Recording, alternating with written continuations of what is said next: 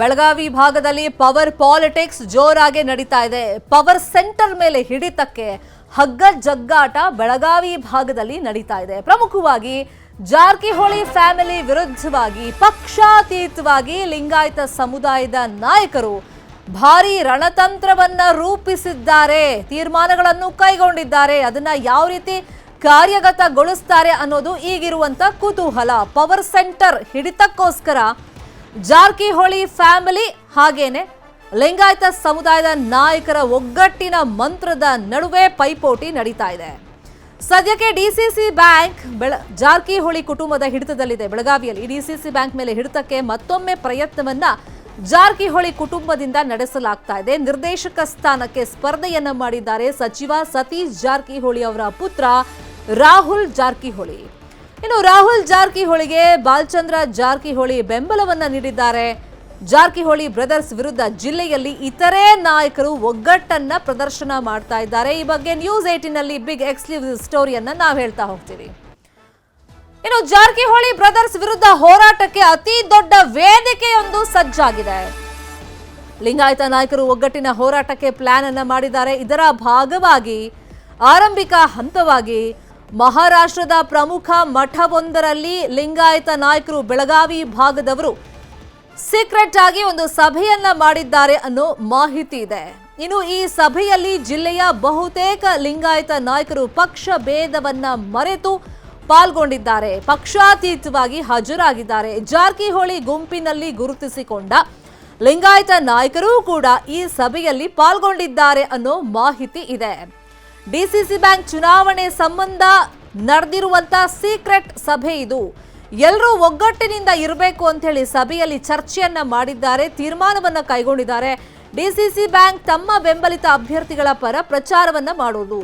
ಇನ್ನು ಜಾರಕಿಹೊಳಿ ಬಣಕ್ಕೆ ಪರ್ಯಾಯ ಬಣ ಸೃಷ್ಟಿಯಾಗುವಂತ ಸಾಧ್ಯತೆಗಳು ಇದೆ. ಡಿಸಿಸಿ ಬ್ಯಾಂಕ್ ಚುನಾವಣೆಗೆ ಇದೀಗ ಮಹತ್ವದ ಟ್ವಿಸ್ಟ್ ಅನ್ನ ಈ ಲಿಂಗಾಯತ ಸಮುದಾಯದ ನಾಯಕರು ಕೊಟ್ಟಿದ್ದಾರೆ. ಈ ಬಗ್ಗೆ ನ್ಯೂಸ್ 18ಗೆ ಬಿಗ್ ಎಕ್ಸ್ಕ್ಲೂಸಿವ್ ಮಾಹಿತಿಗಳು ಸಿಕ್ಕಿದೆ. ಇಲ್ಲಿ ಬಿಜೆಪಿ ಹಾಗೇನೆ ಜೆಡಿಎಸ್ನ ಪ್ರಮುಖ ನಾಯಕರು ಪಕ್ಷ ಭೇದವನ್ನ ಮರೆತು ಒಂದೇ ಅಜೆಂಡಾ, ಮತ್ತೊಮ್ಮೆ ಡಿಸಿಸಿ ಬ್ಯಾಂಕ್ ಜಾರಕಿಹೊಳಿ ಕುಟುಂಬದ ಕೈವಶ ಆಗಬಾರದು, ಆ ನಿಟ್ಟಿನಲ್ಲಿ ನಾವು ಯಾವ ರೀತಿ ಕಾರ್ಯಪ್ರವೃತ್ತರಾಗಬೇಕು ಅಂತ ಹೇಳಿ ಲಿಂಗಾಯತ ಸಮುದಾಯದ ಪ್ರಮುಖ ನಾಯಕರು ಸಭೆಯಲ್ಲಿ ಪಾಲ್ಗೊಂಡಿದ್ದಾರೆ ಅಂತ ಹೇಳಿ ಮಾಹಿತಿಗಳು ಇದೆ.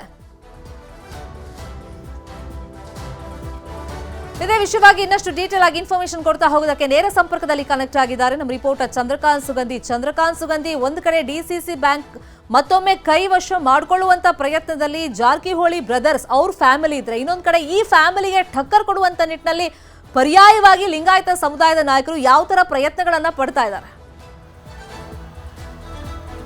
ಶರ್ಮಿತಾ ಶೆಟ್ಟಿ ಏನು ಮಹಾರಾಷ್ಟ್ರದ ಪ್ರಮುಖ ಮಠವೊಂದರಲ್ಲಿ ನಿನ್ನೆ ಒಂದು ಮಹತ್ವದ ಸಭೆ ನಡೆದಿರ್ತಕ್ಕಂಥದ್ದು. ಸಭೆಯಲ್ಲಿ ಪಕ್ಷಾತೀತವಾಗಿ ಬೆಳಗಾವಿ ಜಿಲ್ಲೆಯ ನಾಯಕರು ಭಾಗವಾಗಿದ್ದಾರೆ. ಇದು ಸಾಕಷ್ಟು ಕುತೂಹಲ ಕಾರಣವಾಗಿದೆ. ಯಾಕಂದರೆ ಡಿಸಿಸಿ ಬ್ಯಾಂಕ್ ಚುನಾವಣೆ ಅಕ್ಟೋಬರ್ 19ಕ್ಕೆ ನಿಗದಿಯಾಗಿದೆ. ಈ ನೆಲೆಯಲ್ಲಿ ಬೆಳಗಾವಿ ಜಿಲ್ಲೆಯಲ್ಲಿ ರಾಜಕೀಯ ಚಟುವಟಿಕೆಗಳು ಗರಿಗೆದಿರ್ತಕ್ಕಂಥದ್ದು. ಪ್ರಮುಖವಾಗಿ ವಿಧಾನಸಭೆ ಮತ್ತು ಲೋಕಸಭೆ ಚುನಾವಣೆಗಿಂತ ಅತ್ಯಂತ ಪ್ರತಿಷ್ಠೆಯ ಚುನಾವಣೆ ಇದು ಡಿಸಿಸಿ ಬ್ಯಾಂಕ್ ಮೇಲೆ ಹಿಡಿತ ಸಾಧಿಸಿದ್ರೆ ಬೆಳಗಾವಿ ಜಿಲ್ಲೆಯ ಮೇಲೆ ಹಿಡಿತ ಸಾಧಿಸಬಹುದು ಅಂತಕ್ಕಂಥದ್ದು ಇಲ್ಲಿನ ರಾಜಕಾರಣಿಗಳ ಲೆಕ್ಕಾಚಾರ. ಮತ್ತೊಂದು ಕಡೆ ಏನು ಈ ಬಾರಿ 15 ತಾಲೂಕುಗಳಾಗಿರೋದ್ರಿಂದ 15 ತಾಲೂಕಿಗೆ ಒಬ್ಬರು ಡೈರೆಕ್ಟರ್ ಅಂತೆ ಮತ್ತು ಇತರೆ ವಿಭಾಗದಿಂದ ಒಬ್ಬರು, ಒಟ್ಟು 16 ಸ್ಥಾನಗಳಿಗಾಗಿ ಚುನಾವಣೆ ನಡೆದಿದೆ. ಇದಕ್ಕಾಗಿ ಈಗಲಿಂದನೇ ತಾಲೀಮುಗಳು ಆರಂಭವಾಗಿವೆ. ಈಗಾಗಲೇ ಬಾಲಚಂದ್ರ ಜಾರಕಿಹೊಳಿ ಬೆಳಗಾವಿ ಜಿಲ್ಲೆಯ 5ಕ್ಕೂ ಹೆಚ್ಚು ತಾಲೂಕುಗಳಿಗೆ ಭೇಟಿ ಕೊಟ್ಟು ಅಲ್ಲಿ ಕಾರ್ಯಕರ್ತರನ್ನ ಸಭೆಯನ್ನ ಮಾಡಿ ಮತ್ತು ಅಲ್ಲಿಯ ಮುಖಂಡರನ್ನ ವಿಶ್ವಾಸಕ್ಕೆ ಪಡೆದಿರ್ತಕ್ಕಂಥದ್ದು. ಆದರೆ ಜಾರಕಿಹೊಳಿ ಕುಟುಂಬದ ಹಿಡಿತವನ್ನ ಡಿಸಿಸಿ ಬ್ಯಾಂಕ್ ತಪ್ಪಿಸಬೇಕು ಅಂತ ಹೇಳಿ ಈಗ ಮತ್ತೊಂದು ಬಿ ಪ್ಲಾನ್ ಅನ್ನ ವಿರೋಧಿ ಬಣದವರು ಮಾಡ್ತಾ ಇದ್ದಾರೆ. ಈ ಹಿನ್ನೆಲೆಯಲ್ಲಿ ನಿನ್ನೆ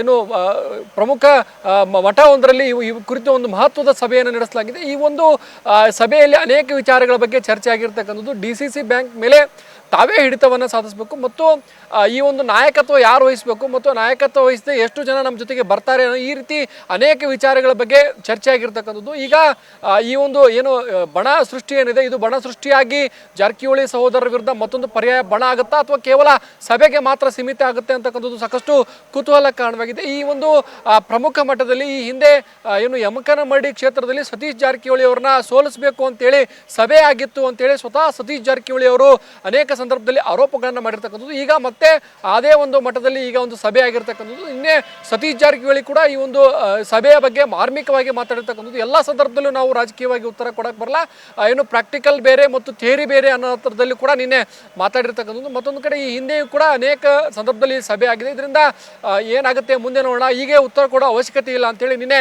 ಕೌಂಟರ್ನ ಕೊಟ್ಟಿರ್ತಕ್ಕಂಥದ್ದು. ಒಟ್ಟಾರೆ ಏನು ಎಲ್ಲ ಸಮುದಾಯದ ಲಿಂಗಾಯತ ಎಲ್ಲ ಪಕ್ಷದಲ್ಲಿರ್ತಕ್ಕಂಥ ಲಿಂಗಾಯತ ನಾಯಕರನ್ನ ಒಂದೆಡೆ ಸೇರಿಸುವಲ್ಲಿ ಈಗ ಏನು ಇಲ್ಲಿನ ನಾಯಕರು ಯಶಸ್ವಿಯಾಗಿರ್ತಕ್ಕಂಥದ್ದು. ಇದು ಎಷ್ಟರ ಮಟ್ಟಿಗೆ ಸಫಲ ಆಗುತ್ತೆ, ಇವರೆಲ್ಲರೂ ಕೂಡಿ ಚುನಾವಣೆಗೆ ಸ್ಪರ್ಧೆ ಮಾಡ್ತಾರೆ ಅಂತಕ್ಕಂಥ ಕಾದು ನೋಡಬೇಕಿದೆ. ಯಾಕಂದ್ರೆ ರಮೇಶ್ ಕತ್ತಿ ಅವರನ್ನ DCC ಬ್ಯಾಂಕ್ನಲ್ಲಿ ಕೆಳಗಿಳಿಸೋದ್ರಲ್ಲಿ ಪ್ರಮುಖ ಪಾತ್ರ ವಹಿಸಿದ್ದು ಅಣ್ಣಾ ಸಾಹೇಬ್ ಜೊಲ್ಲೆ. ಈಗ ಅಣ್ಣಾ ಸಾಹೇಬ್ ಜೊಲ್ಲೆ ಮತ್ತು ರಮೇಶ್ ಕತ್ತಿ ಒಂದೇ ಸೂರಿನಡಿ ಬರ್ತಾರ ಅಥವಾ ಅಣ್ಣಾ ಸಾಹೇಬ್ ಜೊಲ್ಲೆ ಬಾಲಚಂದ್ರ ಜಾರಕಿಹೊಳಿ ಅವರಿಗೆ ಜೊತೆಗೆ ಗಟ್ಟಿಯಾಗಿ ಉಳಿತಾರ ಅಂತಕ್ಕಂಥದ್ದು ಈಗ ಸಾಕಷ್ಟು ಕುತೂಹಲಕ್ಕೆ ಕಾರಣವಾಗಿದೆ. ಯಾಕಂದ್ರೆ ಅಣ್ಣಾ ಸಾಹೇಬ್ ಜೊಲ್ಲೆ DCC ಬ್ಯಾಂಕ್ ಅಧ್ಯಕ್ಷ ಸ್ಥಾನದ ಮೇಲೆ ಕಣ್ಣಿಟ್ಟೆ ಅವರು ಏನು ಒಂದು ಬಣದಿಂದ ಹೊರ ಬಂದಿದ್ರು ಮತ್ತು ಬಾಲಚಂದ್ರ ಜಾರಕಿಹೊಳಿ ಜೊತೆಗೆ ಕೈ ಜೋಡಿಸಿ ಅಪ್ಪ ಸಾಹೇಬ್ ಕುಲಗುಡಿ ಅವರನ್ನ DCC ಬ್ಯಾಂಕ್ ಅಧ್ಯಕ್ಷರನ್ನಾಗಿ ಮಾಡುವಲ್ಲಿ ಕೂಡ ಅವರ ಪ್ರಮುಖ ಪಾತ್ರವನ್ನು ವಹಿಸಿದ್ರು. ಬಳಿಕ ಏನು ಅಂತಂದ್ರೆ ಹಿರಣ್ಯಕೇಶಿ ಸಕ್ಕರೆ ಕಾರ್ಖಾನೆ ಆಗಿರ್ಬೋದು ಮತ್ತು ಹುಕ್ಕೇರಿಯ ವಿದ್ಯುತ್ ಸಹಕಾರಿ ಸಂಘ ಎರಡರಲ್ಲೂ ಕೂಡ ಜೊಲ್ಲೆ ಬಂದು ಒಂದು ಗಟ್ಟಿಯಾಗಿ ತಮ್ಮ ನೇತೃತ್ವ ವಹಿಸಿಕೊಂಡು ಅಲ್ಲಿ ತಮ್ಮ ಬೆಂಬಲಿತರನ್ನ ಅಧ್ಯಕ್ಷರನ್ನ ಮಾಡಿದ್ರು. ಇದು ಕತ್ತಿ ಕುಟುಂಬಕ್ಕೆ ಸಾಕಷ್ಟು ಹಿನ್ನಡೆಯನ್ನು ಮಾಡಿತ್ತು. ಹೀಗಾಗಿ